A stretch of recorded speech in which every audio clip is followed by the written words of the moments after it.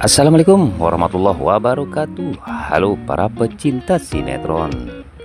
Merangkai kisah indah. Hari ini Mimin mau memprediksi lagi alur cerita merangkai kisah indah untuk malam nanti.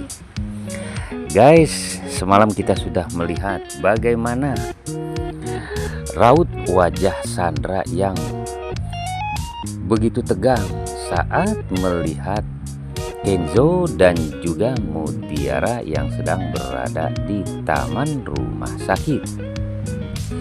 Di sini Mutiara sempat mengatakan saat Sandra datang membawa mobil untuk menjenguk Mutiara di rumah sakit. Di sini Mutiara mengatakan, "Ken, sepertinya mobil itu yang sudah menabrak saya," kata Mutiara. Kenjo pun tegang, kesal, dan melihat ke arah mobil tersebut. Jreng-jreng, ternyata di sana Sandra yang keluar dari mobil tersebut.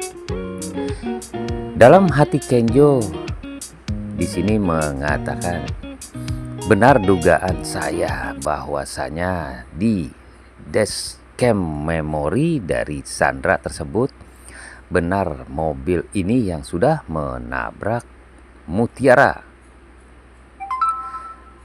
Nah, di sini Mutiara pun akhirnya mengingat jelas siapa yang sudah menabraknya.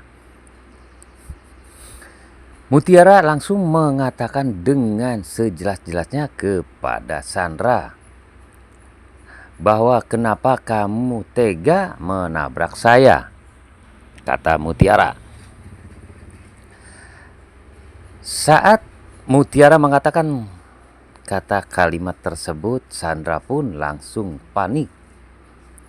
Tanpa diduga-duga di sini Sandra kabur dari hadapan Kenzo dan juga Mutiara. Mutiara di sini berusaha untuk mengejar Sandra, tapi kondisinya terlihat masih lemas, goyah, lalu jatuh dari kursi rodanya. Kenzo yang melihat itu spontan saja menahan Mutiara. Kenzo di sini khawatir terjadi apa-apa lagi pada Mutiara. Namun perhatian Kenzo di sini justru membuat Mutiara ngambek. Karena sebelumnya Mutiara sempat mengatakan bahwasanya Sandra sengaja menabrak Mutiara itu karena memang tidak suka dengan Mutiara yang dekat dengan Kenzo. Mutiara ini ngambek, merasa terlalu dilarang oleh Kenzo. Padahal Kenzo di sini dari hati yang paling dalam itu memang takut kehilangan Mutiara. Nah guys, di cerita lain terlihat di rumah Sandra. Sewaktu Sandra itu pulang dengan cepat-cepat ke rumahnya, polisi datang untuk menangkapnya sebagai tersangka. Sandra yang mengetahui itu sangat panik dan nekat melarikan diri dari rumahnya.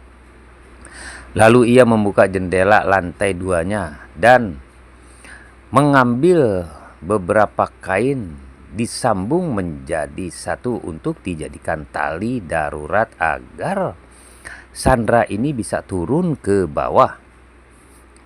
Nah, polisi di sini langsung saja menyadari aksinya. Langsung saja polisi mengejar Sandra yang sudah pergi dari rumahnya. Dalam pelariannya itulah Sandra di tengah jalan, di pinggir jalan itu Sandra terjatuh.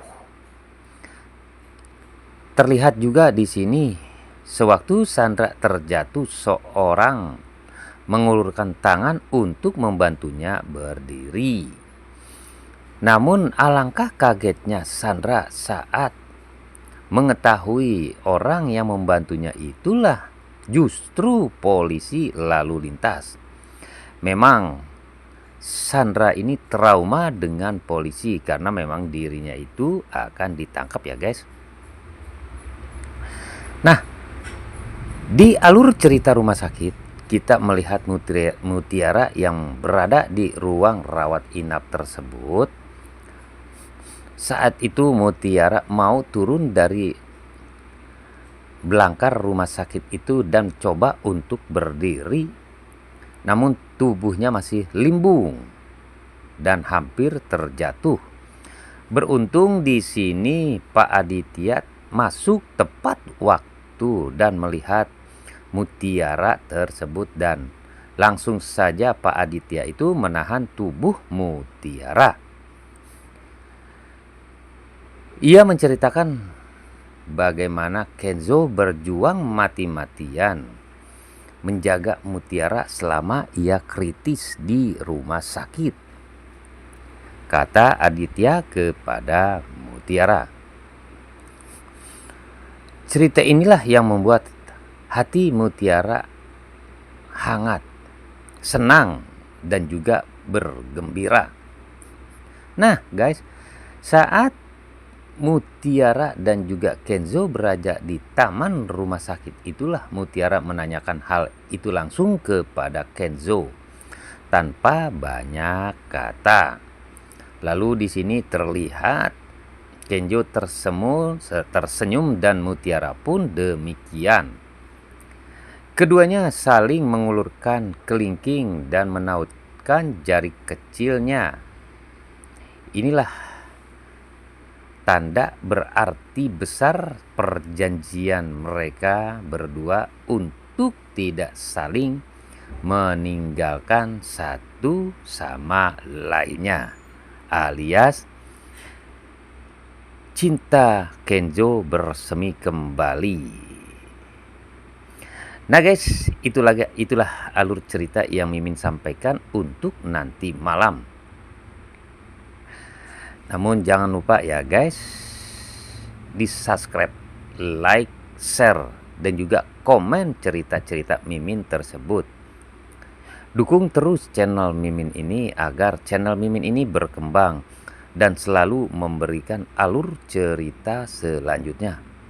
Terima kasih. Assalamualaikum warahmatullahi wabarakatuh.